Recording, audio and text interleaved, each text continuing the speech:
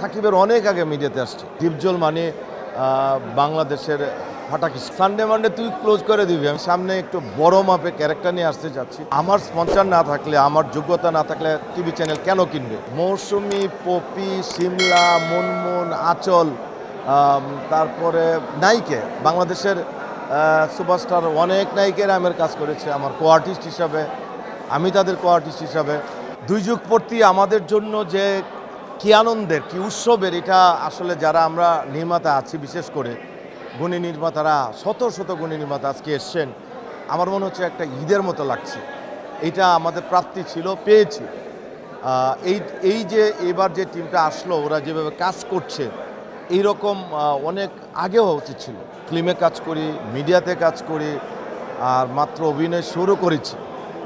দেখা গেলো যে আমার অনেক হিট ছবি আছে, যেমন সাকিবের সাথে আমার একটা হিট ছবি আছে, তোমার জন্য মরতে পারি, পুরো ছবিতে।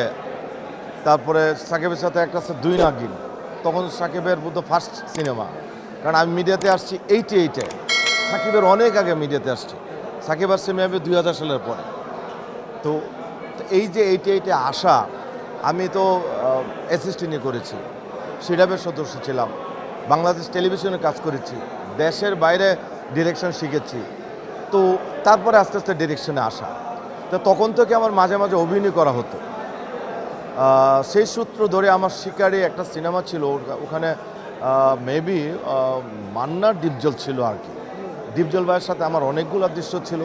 তখন ডিপজল মানে বাংলাদেশের ফাটাকিস্ট। আর আমি সামনে একটু বড় মাপের ক্যারেক্টার নিয়ে আসতে যাচ্ছি, বড় মাপের ক্যারেক্টার রূপ প্লে করব, যেহেতু আমি নাটকে এখন একচেটিয়া কিছু কাজ করছি। আমার একটা ফ্যান ফলোয়ার, দর্শক তৈরি হয়েছে ইনশাল্লাহ। আশা করি আমি অ্যাক্টিং যদি আমি সেন্ট্রাল ক্যারেক্টার করি, সেটা তো আমি দর্শকের মন জয় করতে পারবো।